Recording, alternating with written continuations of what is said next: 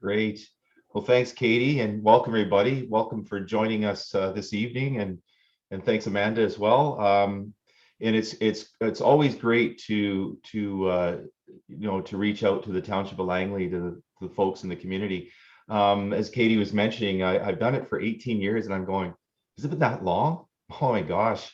The years go by, and there's so many people I've met over the years. And this seminar that you're going to see, it's an hour long. Well, it's going to be just under an hour, so we can allow time for questions. But it really reaches out to people, and it's stuff that is so important. Not only we're going to be talking about just basic septic system information, but as well as the environment as well, because they tie together, and we're going to be looking at more of a focus on agriculture. And so without further ado, I'll start my presentation here. And by all means, as Katie was saying, if you have any questions, put them in the chat box. And when I'm done, we will answer those questions for you. So what are we gonna talk about tonight? Well, we're going to look at just a basic septic system layout. What does it look like? We're going to focus also just what are the other type of systems that are out there that you may be familiar with or you have at your property. We're going to also look at the failures and what could happen if a septic system is kind of at its end of its life, or it just gets neglected. One of the two are going to happen there, and we're going to talk about ways to protect that system that you have. And the third thing is we're going to look at the maintenance on it as well. Now, most of you being in the rural area or ALR probably will have a septic system, more than likely. Not connected to a sanitary sewer unless you're close enough to a municipality, let's say out in Aldergrove or something like that, or Abbotsford area, depending on how far reach the sewer system.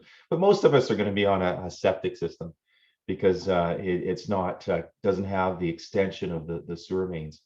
So we'll start off with our systems. Oh, hang on a second, how'd that get here? I just like to have a little fun here.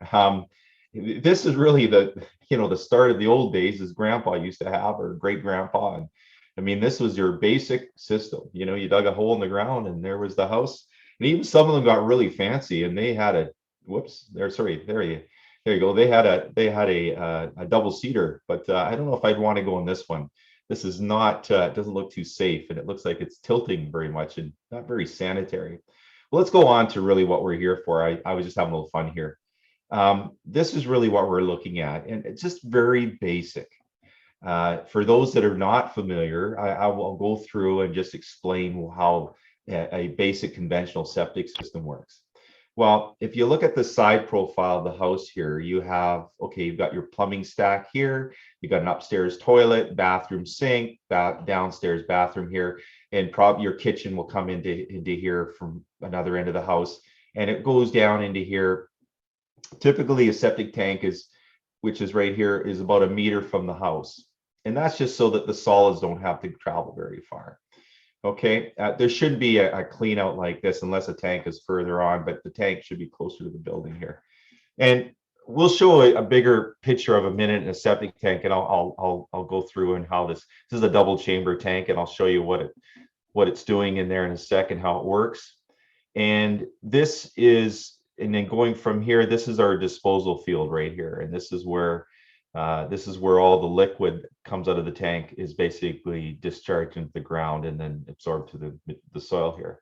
It looks pretty basic, but it still needs care, because if it's not operated properly, it could plug up and then things don't work as well, and then that's when we run into the problems. So I'm going to have a little closer look of the tank, and there you go. So here is the inlet side coming in from the house, all the solids, and get deposited on the bottom. So we call this the sludge material. You're going to learn some new words tonight: sludge and scum. This is where these words are used in the septic business.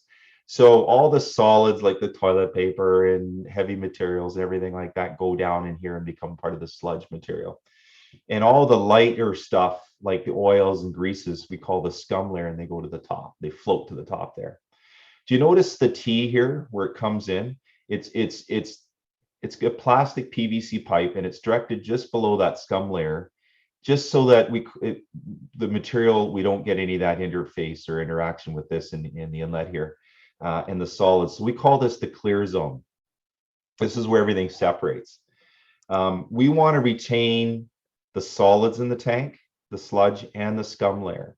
Because if this stuff were to get out into the field, then that's where the problems are going to happen and it gets plugged up and stuff. And we want to retain all this material in the tank. So now the clear zone goes up here, up this other T, out here to the second chamber, and you can see you're getting less scum material because some are going to go through, right?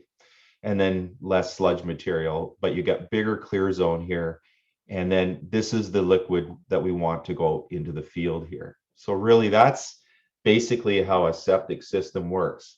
Now, if you've never seen, well, I guess you don't see it because it's below the ground. It's usually about a foot below the ground, or it might be a little deeper depending on your elevation. But you'll have access parts. This is like a riser here.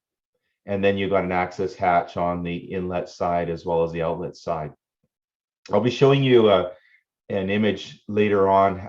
Most new systems have a filter, which you put in here on the outlet tee. And that's just, if any fines try to get out in the field, it gets trapped in there. And it's a good fail-safe system to have. And I'll talk about that one a little bit later on. So these are access points that you have on the septic tank here. So my question to you is, how often do you think we should pump this thing here? Get a vac truck out and, the septic tank guys, and pump the tanks? Well, the answer is no more than 3 years. If you're in an older tank and a lot more volume of water, wastewater going in, I do it every year. It's still a small price to pay, but when you think about a replacement field, they could be very expensive. So that's a small price to pay for maintenance. But up to 3 years if there's just 2 people in the home and they don't use as much wastewater or generate as much. So why do we want to pump it? Well, we want to get rid of the sludge material, the scum. I mean, it's going to build up and digest and build up and digest. There's a lot of other things going on in here. We call it microbiological activity. And I'll show you in the next slide here. I don't think you want to be obviously sticking your hand in there. I'd be wearing gloves if you're pulling the effluent filter or something, because there's a lot of bacteria in there and other microbes. And these bacteria are not our friends. These are not beneficial bacteria, which, we have in our food, like yogurt and cheese. These are actually the opposite, and these are called pathogenic bacteria, which may cause disease in humans. So we want to be very careful. I mean, these, of course, this is obviously a very powerful microscope to see these, because they're very, very tiny. You can't see them with your naked eye. You could probably see these things here, though. It looks like a nice little creature. These are nematodes. You get everything from the bacteria and virus particles to macroorganisms, which are like worms, and these could be like parasitic worms. So I'm hoping you're not cringing too much in your chair as you're watching this, but I just kind of want to give you appreciation what's going on in the tank. It's a lot of biological activity, and that's what helps us break down the sewage matter in there as well. Okay, they have a lot of this in, of course, wastewater treatment plants. They rely on the bugs to do the work, and they're actually the friends to a wastewater operator. So we're kind of doing it in a crude form with the septic tank. So just back to the tank again. Okay, so this is the inlet right here. You see this hole right here, and actually, sorry, the other end. There's the house there. I got the other end backwards here. It'll be coming from there to here, and this will be the outlet here. So the T will go in there. It's just not a straight in pipe. You got that T that the pipe goes down into the liquid. And these are your access ports right here I was just talking about earlier, so that you can get access to the tank. Don't bury them. I prefer to see them come to ground service, because if you're pumping every year or every 3 years, it's a pain to dig up the ground and move landscaping, tiles or, stones or something. Leave them the way they are, just so you have easy access there. So having said that, this is going back to just the basic design. Of course, this is not to scale because you don't have a line going down 90 degrees and, vertical over this way. This tank's going to be more close to the house, but it just kind of gives you an idea how this works. You got the wastewater coming into the home, and then remember that clear zone I talked about going up the effluent pipe, or sorry, up the T and then out this pipe here, which is your effluent discharge pipe. And this thing is called a distribution box. So think of a little electrical box where you got all the wires going into it at home. It's called a junction box. Well, this is kind of like it acts the same way. So as the liquid comes into here, it disperses it evenly to all the lines that it's connected to. So part will go out this way, another, say, a 2/3 will go this way, and then a third will go this way, like a third, third, and third. Now, this is the old way of designing, and actually people still build the conventional systems. They build these systems as gravity flow, and it's usually impermeable material. So these lines are about 2 meters apart from there to here, and that's to allow its own seepage bed. And below that, you have gravel down to about 32 inches from the surface to allow it a bit of absorption. And of course, you get the native soil, and it works its way down to the groundwater. By the time we get to this point here, a lot of the effluent here that's discharged is being cleaned up by the soil particles as well as bacteria, because we have a lot of good bacteria in the ground surface. So it gets purified before it gets to groundwater. Hate to tell you guys this if you didn't know already, when your septic systems, you know, and there's many of them out there in the rural area, you're actually recharging your groundwater. So actually, it's a recycling system. So if you're actually adding water back to your groundwater, so that could become part of your well water in the future if it's a shallow well that you're on. Don't worry, we're going to talk more about the wells soon here. Okay, so that's why we want to take care of these systems so that they will operate very well. They continue to function for many years. They don't get plugged up. Remember, I said the solids in here. We don't want them out here. And the other thing I wanted to point out is your distribution box. You should have access to the surface here as well, having a riser and a cover, just so you can have a look every year when you pump the tank, or every 2 years, just so that you can see that there's no material going out there and everything's looking okay. All right. Let me show you what good native soil looks like for very good percolation. So this is considered very good percolable material. Now, if you've got those evergreens or the coniferous forest, you know, the pine needles, pines and ferns and so on, these like to grow in well-drained soils, you know, because they're that's the kind of vegetation they like. So when you see a lot of these big tall spruces, you know, or pines, they like to grow in this kind of material right here. And you can see that it's kind of gravelly, sandy, loamy material, well drained. They like that. That's a good area for considering like a disposal field, because it's well drained. Now I'll show you an example where it's not so well drained. If you don't, you know, if you're ever buying a property out, avoid this one right here the best you can, is the weeping willows and those kind of trees. Excuse me, these kind of trees right here love water, and that means that there's a lot of water near the surface. Now, if you're looking at a disposal field, you know that that's going to be a bit harder to do, to get it going gravity downwards when you have tight soil conditions. Usually these kind of vegetation signifies it's like clay and very tight loamy soils, not well drained, and septic fields will not do well in these conditions. But you can build anything nowadays with designers out there. The only thing it takes is just a big check and a big checkbook. When you don't have the right conditions for a septic field, like I'll just go back a slide here. Just bear with me for a sec right there. If you have these conditions, it's going to be way less for building a system than if you had these conditions right here. So having the good disposal field makes a huge difference. Percolable material. Now, I'll show you an example of some modern uses. Maybe this is something you're familiar with, that you've seen this before.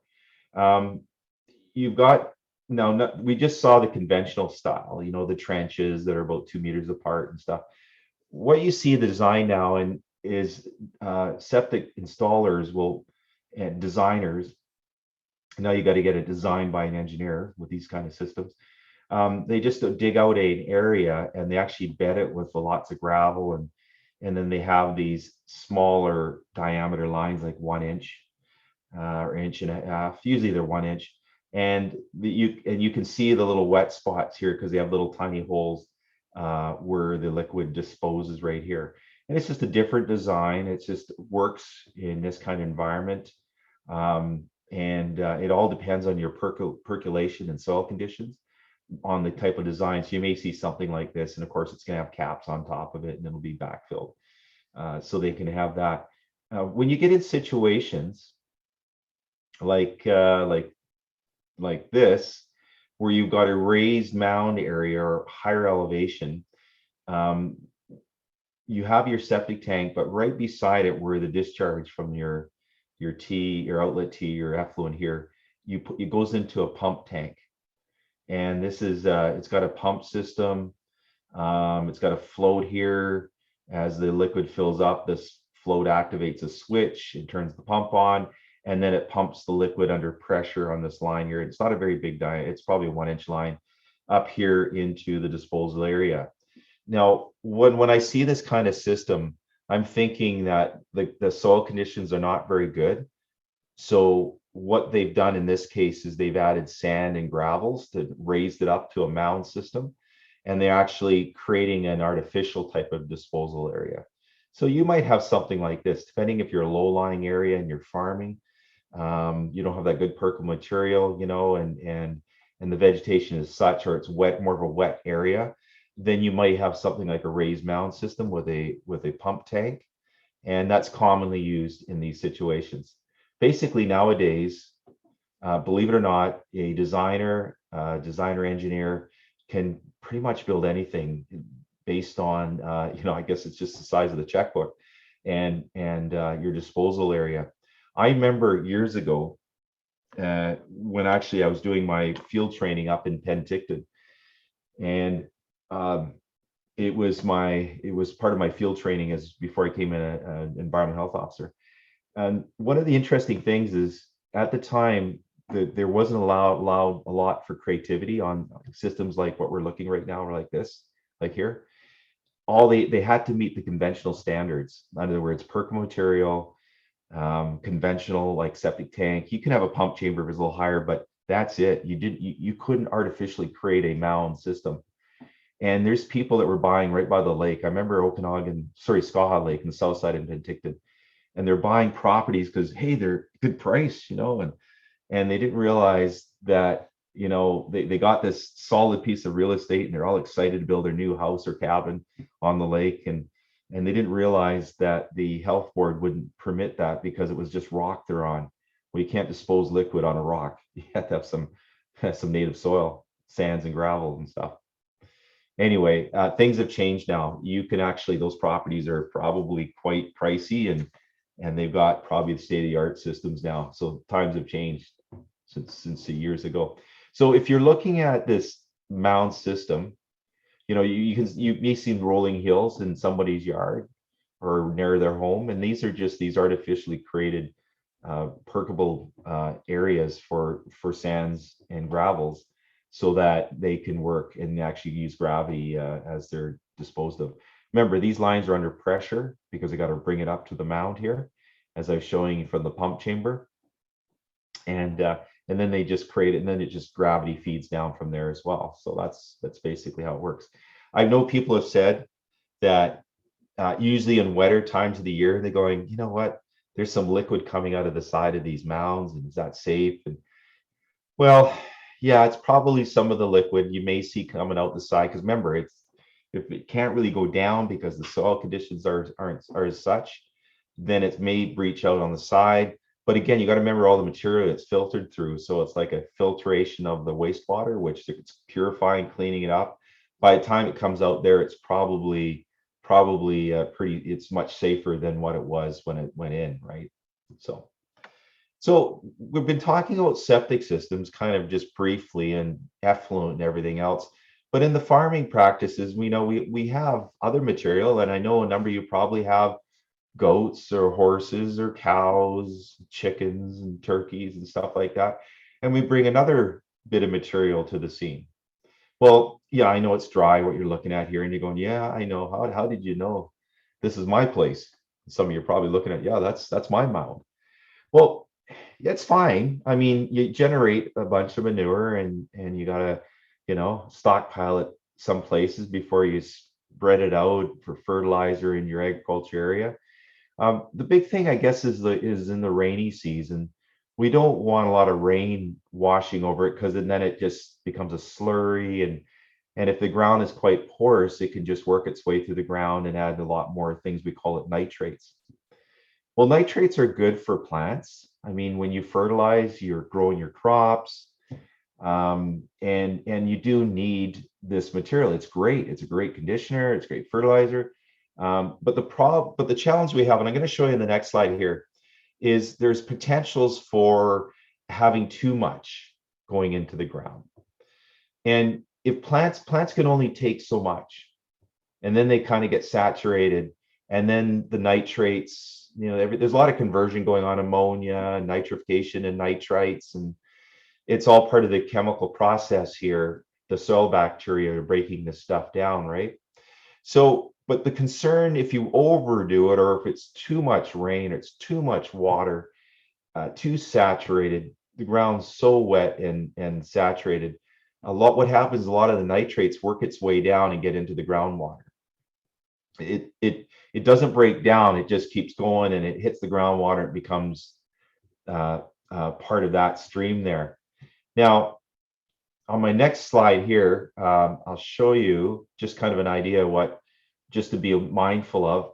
If you have a shallow well, a lot of you just have a dug well. I mean, not this kind of with a bucket, but you got a pump system. And shallow well is anything less than 50 feet. Okay.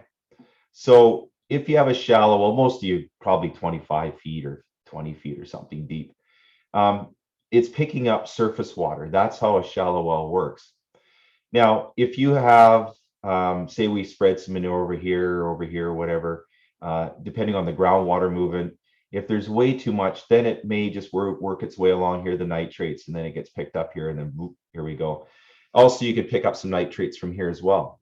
But the beauty is, if we take care of our septic system and pump it regularly, take good care of that, we have less nitrate issues, and the soil bacteria can keep up and break it down safely. So that's the key. So if we inundate it, then we get into here. Now, what is the concern having nitrates in your water, in your drinking water? Well, most of us adults, we can digest them in our body or assimilate them. You think about some of your foods, they have nitrates in it, and like lunch meat and stuff like that, right? There is some of that. But we're talking overall accumulation. Biggest concern is infants. And I don't know if you've ever heard of this term before. Don't worry, there's not going to be a test on this. I'm not going to test you on this word I'm about to tell you, but it's called, and when my training to be a health inspector many years ago, it was ingrained in us, it sounded like it was happening all place. The word is called methahemoglobinemia. Okay, I'll just break it down for you. What it is, this methahemoglobinemia is a disease that can be associated with infants. We're talking less than 6 months. Okay, from birth to 6 months. Also being concerned for mothers with, within the trimester for their baby. So, because what this nitrate does is has a greater affinity for oxygen within the red blood cells, and it basically limits that uptake. And so methahemoglobinemia, what that disease does is a baby can't get the oxygen from their lungs into their blood system, into the body, because the nitrates are actually taking the spot of an oxygen molecule. And it would cause, maybe you heard the term blue baby syndrome, or crib death, which is unfortunate. But that's the biggest thing. When I worked for Fraser Health, I did a study in the Abbotsford Sumas aquifer, the Hoppington aquifer, and anybody on a shallow well, we handed out pamphlets, a little bit of education just for anybody with infants. Drink, store-bought water, or you can treat the water at home with the reverse osmosis system. You have to remove the nitrates from the water. And that would be that was our messaging, and it probably still true today. So just be aware of that. That's the biggest concern right there is the nitrates. And if you're in a shallow well aquifer area, and it's to do with the infants. That's the biggest concern right there. That's just showing you the nitrate cycle. I mean, we got all our farm animals generating manure, and it's all part of the cycle here. If we keep it in check, because we do have to fertilize, I get that. But if we overdo it, it's just showing illustration leachate into the groundwater. And yes, eutrophication means the fish can't breathe and it becomes a dead zone, and they'll die. So the other thing about with nitrates and phosphorus, like phosphates, you remember in detergent you used to have a lot of phosphates. If a lot of that gets into the water, it's a fertilizer, right? And what's in water? Well, it's weeds. Well, weeds start growing like crazy. When I worked up in Penticton, the biggest concern they have at the time, and they were just transitioning out of it, was phosphates that were going in from the wastewater treatment plant into the channel into the lake, and then they had this weed machine cutting all the milfoil out of there because they were just growing over the summer. Well, guess what was feeding it? So yeah, if you cut out the nutrients, we cut out that problem there. So okay, enough about that one. So a system that is not been taken care of and has a lot of loading on it, the bacteria are we're kind of kaput here. It's becoming sort of in toxic environment for even healthy microbes here to do its job. It doesn't break down properly, and then eventually the liquid, probably with finer particles, are going out into your septic field, and they're going to work its way down into the groundwater. So we just want to take care of this system so it takes care of us, and collectively, if we're all doing it, we have less of a point discharge of contamination or concern there. Now, I'll show you, for those that are on deeper wells, they tend to be safer, because here we're looking at our shallow well, and you can see groundwater. This is basically surface water that accumulates just from local areas, and that's where you're getting your water from the surface. Now, anybody on a shallow well, please, test your water. At least do a test for nitrates and other chemicals, or general chemistry, we call it, at least once every 3 years. And of course, do a bacteria test here, because that's more prone to is total coliform and E. coli. Now, the other thing is, a minimum, you should have treatment on there too, like a UV system or something before you drink it, right? It's actually as a barrier for safety. Now, when you deal with a deeper well, it's obviously drilled deeper into the soil strata here, and it goes deep down, and usually it will penetrate an impermeable layer like clay, like hardpan here. And then they get into another zone of water. And this is protected from all the stuff working its way down because you have a water table above it. And then it hits along here, and that's for shallow wells. But now you're punctured through there. You're into another area called a confined aquifer that's probably recharged miles and miles away uphill, where the water can enter from snow melt or rain and work its way down here. So they tend to be cleaner in terms of nitrates. You're not going to find nitrates in a deeper well because it is protected from the local area. But again, you still test it just to make sure everything is fine right there. Some of you are probably wondering, hey, how come there's water coming out of this well and not this one? Why is that? Well, do you see the dotted line going across right here? Okay. This is called a hydraulic gradient line. And what that means is that, when you fill the water upstream here, it depends on the height of the water. Say the water goes up here. Okay. You're creating more head, more pressure right here. And if, say, the line was right here, or say it's right here, say it's filling up at this point, if you draw that line across, guess what? This would be flowing out too. It'd be called a flowing artesian.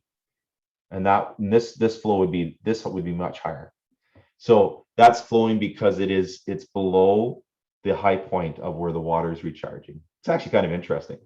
People that have these, if there's quite a bit of pressure, they don't need a pump system. It just actually goes to their home, and they're quite fine without a pump system. They actually, under pressure, it's what pushes the water there. So that's kind of an interesting setup with them. Okay, So I'm going to go back to the field, for example, just show you what can happen with age and neglect. So when you go back to where the disposal field is and the lines in the ground that we're just showing you, you could just see this is a brand new install, right? It's all nice and healthy, and the gravel around it is good and clean, and the dirt and everything else. Then after 10 years, you can start seeing some of it starting to decay.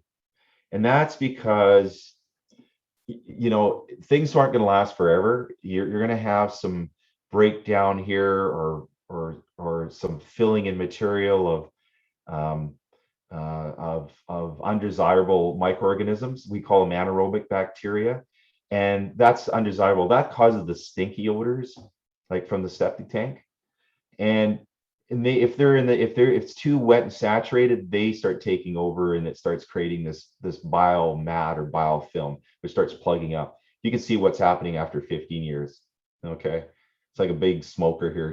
Poor lungs are getting worse here, and it's getting less and less that it can penetrate. And then after, say, 20 years with no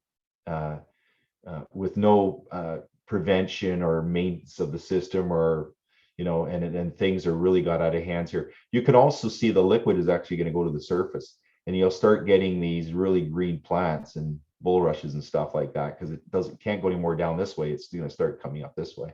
So it kind of gives you a telltale sign there's something up here. And here's a cross section of a system that, this is a real life situation where you can see it getting plugged up, and all the biomat here accumulation, it basically makes it impenetrable, and it can't go down anymore because it's like plugging up here. So again, this is why we want to baby the systems, take care of them, pump them, don't neglect them, because this is the end result, what can happen in the disposal area. Now, if you're plugging your nose and you're going, man, what is that smell? Oh my gosh, and it could be a little puddle in the backyard. That what we just looked at, it's not going down anymore because that biomat is plugged everything up. It's sealed up those pores in the ground, and it's the only way for it to go is up. And here's a picture right here, is showing you what it can look like. It's kind of muddy and black and stinky. It's like almost like sulfur, like really bad egg smell. That's what you're getting, because that's from anaerobic bacteria that cause that. And really bad. I've got some really nasty ones here I'm going to show you. This one actually it's surfacing the liquid from the field. Somebody decided to put their make a horse paddock right above the septic field, and you can see all the horse prints in here. And basically their weight and everything had crushed the field, and it compacted all the soil, and field's not doing so well, and all the liquid's going to come up. If you can see a green tinge to it, this is a place I did a dye test on, and basically put a little dye in the toilet, you flush it in the tank, and then it comes out in the field, just to show the owners that, hey, we got a problem here. This is actually from your septic field, or sorry, your septic tank going into the septic field here. So not good for the horses. No, you don't put your horses, I know you guys wouldn't, above the septic field. I mean, keep that area protected. Don't put the pool on there or anything like that. Park the horse trailer, truck, keep that field protected and safe. I like this one here. This is a good one here. This person decided to go, I'm gonna, the health inspector is coming out. Better cover it up so they don't see it. The septic tank liquid's coming out of the top. Didn't even get to the field. It's so plugged. So it's coming out of the top of the tank.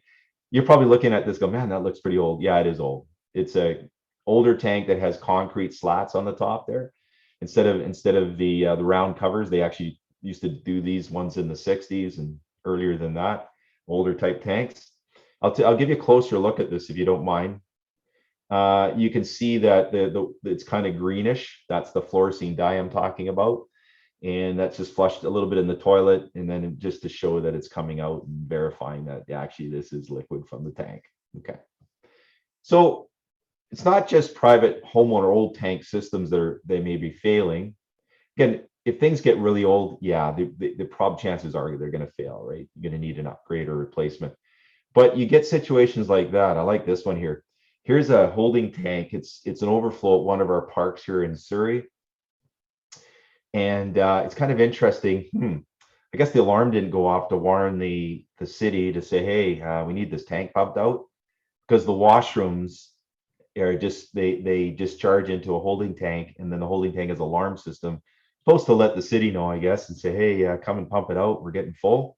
Well, I guess it didn't happen and kind of went down the parking lot there. So yeah, kind of a nice little thing here going on. Not. And then stuff like this, my gosh. Um, yeah, it this is what the fluorescein dye looks concentrated, and you can see it coming out of the there's actually a drainage pipe here inside of the property. And I guess what this owner did was, gee, my septic field is not working, it's not draining properly, the tank's getting backed up. Gee, I'll just run a line here out in the ditch. And what gave it away to the neighbors, because neighbors are going to find out, because A, the smell, and B, when you do laundry on Monday, the suds are coming out of the ditch. So you can't hide this stuff. And if a system is getting close to the end, or it's being neglected, or you inherited some bad, look at replacement, get it all done up right, so you're not dealing with this here. Because the environment, if it gets involved, or if it's Department of Fishery and Oceans, they actually have a big fine book there that they will fine people for discharge that may harm fish. So all right, so that's kind of give you an idea on that there. Now what about maintenance? Well, these are the vac trucks that you can get for septic tank pumps out. And and this is there's a few companies here in the Fraser Valley that you can look up and Google it, and just for septic tank pump out or vacuum trucks.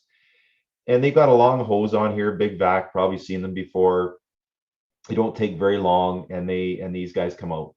And the biggest thing, how you can save money when you order one of these, is make sure your septic tank is accessible. The operator can pull the cover off very easily. He can get inside the tank and do his, not going to go inside the tank, but put the hose in there and do the job. I mean, here you can see this guy loves his job here. He's just like Mr. Wilson. He doesn't want to show his face. But he's got the cover off, and he's into the tank, and he's not going to put his head any lower, because there's gases that come off there too for safety. I'm just going to warn you, on the next photo, we're actually going to look inside the tank of a live septic tank, for those that have a little squeamish here. So here's the hose going in, and that's the scum layer that we talked about earlier. That's all the light floatable stuff that goes to the top, and then all the sludge will be on the bottom. And with these vac trucks, they're very powerful, and they can draw this stuff, the liquid and the solids and scum, down pretty quickly. This is a 600-gallon tank. Lot of modern design is like 1,200 gallons. They're like double the size, because of the bigger homes and everything. So, but that's how they do it, and that just gets you refreshed. Now, when you pump the tank down, don't have to put in a dead chicken to get it restarted again. Like Grandpa used to say, yeah, I got to restart it, get some bacteria going in the tank. No, don't do that. There's a lot of bacteria in there already on the sides of the walls, and even the vac truck operator will leave a little bit on the bottom just to reseed it again. So you don't have to put any enzymes or anything in there. Don't waste your money. Just use the tank the way it's supposed to. Oh, the other thing I just want, I'll change the slide. Sorry, people are probably going, okay, Dean, can you turn that slide? Okay. This is an effluent filter that I was talking about. And this goes on the outlet side of the septic tank on the T there. This is in case there is multiple loads of laundry one day, or you got a lot of discharge to the tank, and it's stirring things up a little bit. This is to capture fines in that clear zone, so they don't go out to your septic field. They're a great piece to add. I live in the Brookswood area, and I've got a 600-gallon tank. And I had one installed in mine because I got a really old septic system, and it's prolonged the inevitable of its life, and it's still working. So I'm really quite happy. And I put an effluent filter in. These things pull out through the, I'll show you in a sec where they install, but they actually pull out through, you just twist it and you pull it out, and then you will hose off the material that's stuck here, and then you just insert it again through these little slots. those slats here prevent any fines or materials going out, and it keeps it in the tank. So this is where it's installed right here on the outlet tee, and it will stick up a little bit here, the handle. So when you pull the cap off, you're reaching with your long glove, your cattle gloves, lets it go past your elbow. And then you grab hold of the handle and twist it, and then you pull it up, and then you take it out, hose it off. They say to hose it off over top of the tank.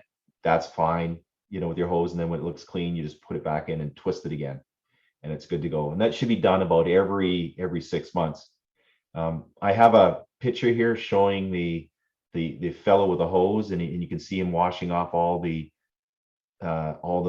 film that's actually stuck to it here, get it nice and clean, and then put him back. And he's should be wearing rubber gloves, not these kind of porous gloves here.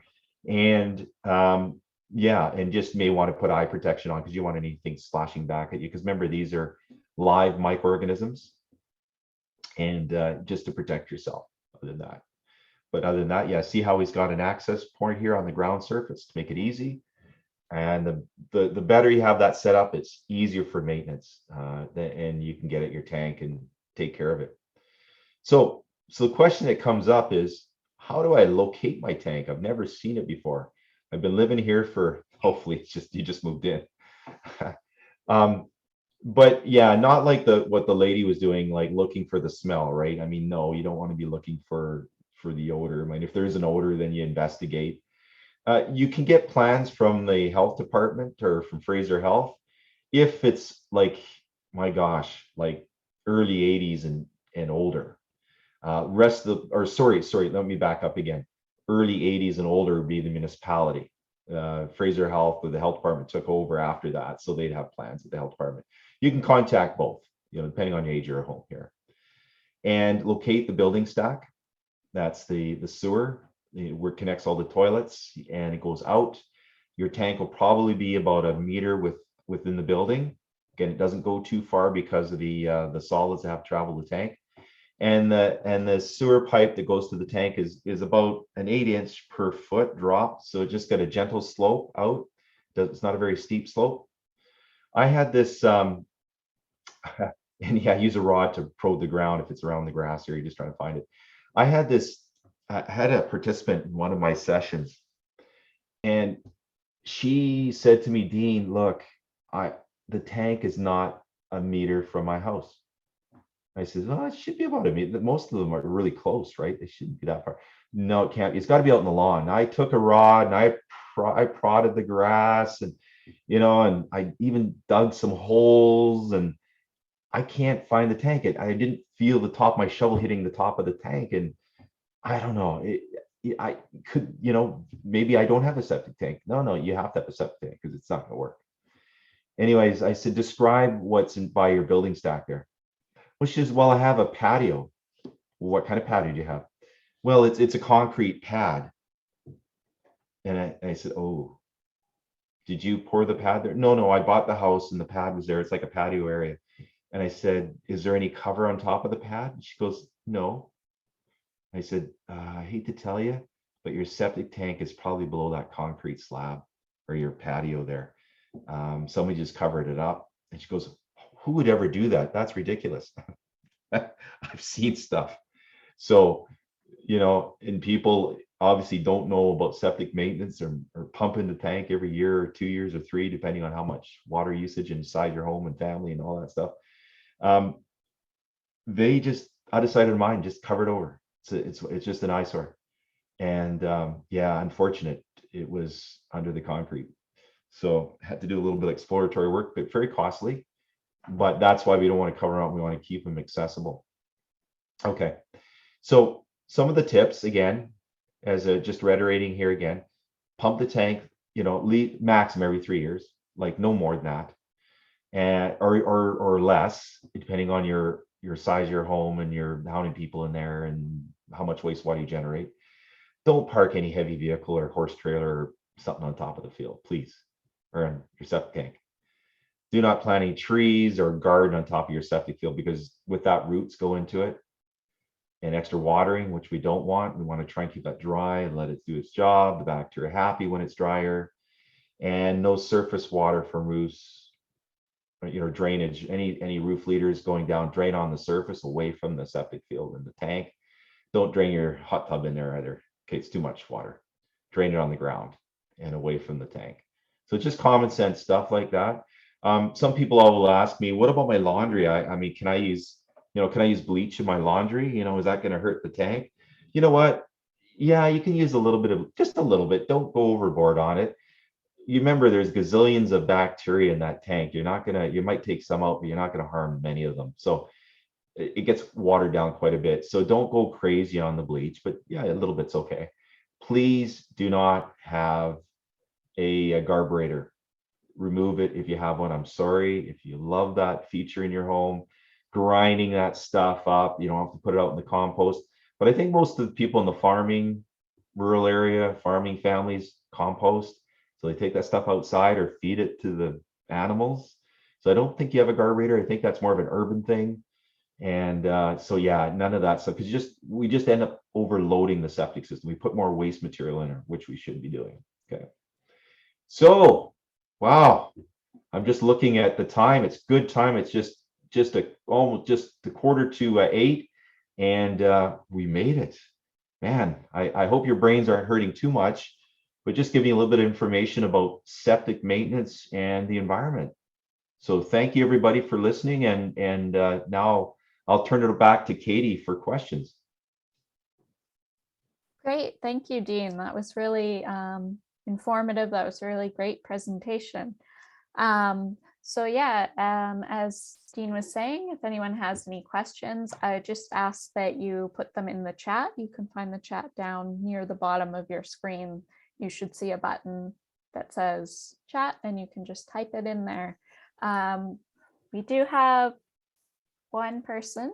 There's a question from John McCallum. He says, the Township of Langley are installing a sanitary pipe down our street. Would it be beneficial to hook up to this pipe, considering we have no issues with our septic system and are in a suburban residential zone?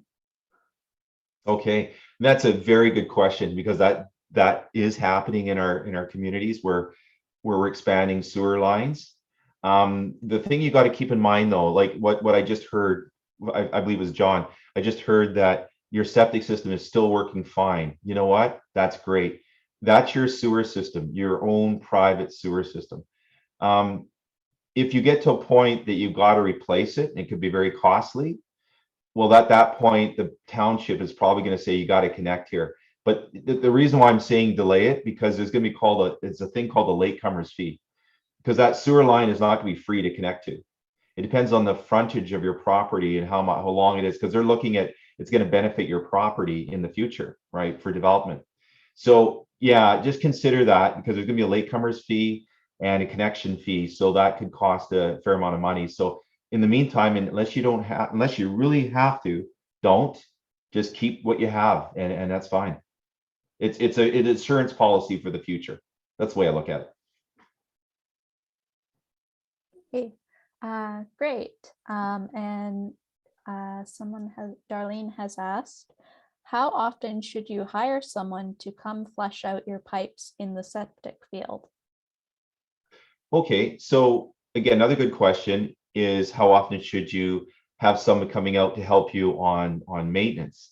When I hear the term flushing out the lines, that concerns me a little bit, because that means that some of the sludge or some of the material from the tank has got into the distribution lines, and things are plugging up a bit there. Or it could be an older system, and that's going to start happening anyway. You can try that, but I'm going to be honest with you. It's only going to buy you a little bit of time, because it's going to start plugging up again. All you're doing is pushing the problem down the line. And you got to remember that soil still has to take the liquid. If it started getting that biomat that we were looking at, the black material, it's not going away. And the only way is if you've got a really slow perk and things are kind of backing up to the tank. And I wouldn't invest a lot of money in flushing. What I would do though for maintenance is just have your tank pumped. That's the big one right there. But if you're getting an older system at that stage, start looking at possibly a replacement system. I'm sorry, yeah, but it's kind of like the end of its life if we're starting to hear that. Yeah. Okay. And not a question, but Donna has said, very interesting. Thank you. Thanks, Donna. Glad you enjoyed it. I think I saw another question there. Yes. Margot has asked, what is the lifespan of a pressurized septic system? Yeah, that's a good one too. You know, there's some still working quite fine out there. Again, it's just maintenance. If we stay on top of the maintenance, we could prolong the inevitable or its lifespan, or we can extend the lifespan. But yeah, there's ones that are continuing to work out there, and again, it's just stay on top of the maintenance, and you'll get some more life out of it. Okay. And Betty has asked similar, also about pressurized systems, asks, if you install a new system, does it have to be a pressurized system, or can it be as it was before? Okay, so again, it all depends on your soil that you have in your property, your soil conditions.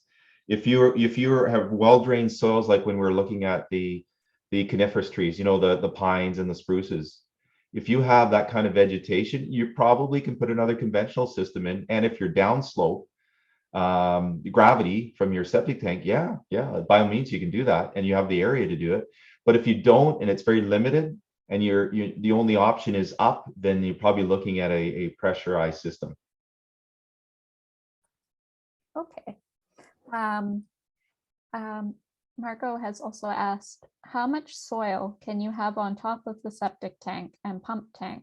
We might have to raise our house due to floods, so wondering if we have to get a new system if we add 3 feet on top. Yeah, that's something we really don't think about, you know, after that event there. And I'm really sorry to hear that if you're impacted by the flooding we had recently. You know, you need to look at what depth it is right now. I mean, the septic tanks can be right at ground surface. There's no reason why they don't have to be, you know, with a little bit of soil cover. They can be. The reason you see them below the ground a little bit by several inches is for frost protection. But again, you know, we're not in a very cold climate to worry about that. That's up north. If you're in a northern community where you get -20 continuously weather, you're going to have a little bit depth of material just to protect that tank a little bit. But other than that, no. And if you have to raise your house, yeah, that would probably be a good idea to also add material. And again, I would be talking to one of the septic installers and then getting feedback and approval from them. Okay, that's great. Thank you, Dean. And there were also a few people in the chat just saying thank you and that it was very informative. Oh, that's great. No, thank you, everybody. I mean, that's you know, I'm glad.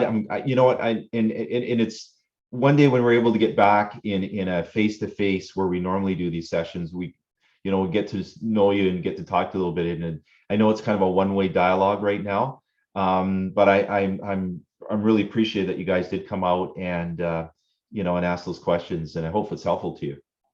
Yeah. I'm not seeing any more questions right now, so yeah, thank you to everybody who joined us today, and thank you again to our amazing speaker, Dean. This was really informative. This was, I think, a great learning opportunity for everyone. And just to remind that everyone who attended should be getting an email with those 2 surveys. It will also have information about more of our upcoming webinars. We have another one this Saturday called Beneficial Management Practices for Reducing Water Pollution. And our speaker will be Rachel Drennan from the Fraser Valley Watersheds Coalition. So maybe we'll see some of you there in the next webinar. All right, so thank you again, Dean. Yeah, well, thanks, Katie. Thanks, Amanda. Thanks for coming, everyone. Yeah, and thanks, everyone. Have a great night, everyone. Take care. Yeah.